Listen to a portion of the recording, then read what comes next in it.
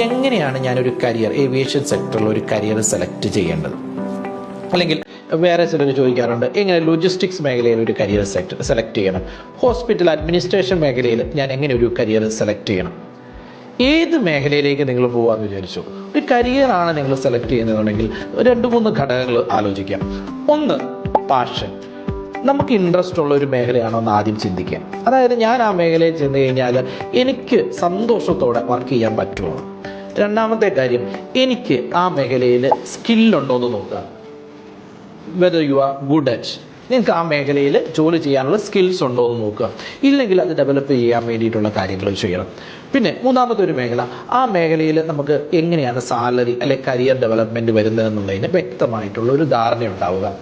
ഈ 3 ഘടകങ്ങളുണ്ടെങ്കിൽ നമ്മൾ പറയും നമുക്ക് ഒരു കരിയർ സെലക്ട് ചെയ്യാം, നമ്മൾ ഹാപ്പി ആയിരിക്കും, സാറ്റിസ്ഫൈഡ് ആയിരിക്കും. നമുക്ക് പാഷനുണ്ട് പക്ഷേ സാലറി കിട്ടിയില്ലല്ലോ, നമുക്ക് തുറന്നുകൊണ്ട് പോകാൻ പറ്റില്ല.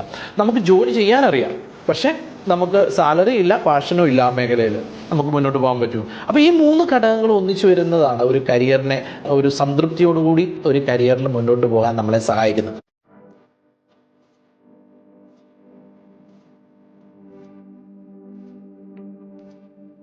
Kairos Institute. Experience the new era of learning.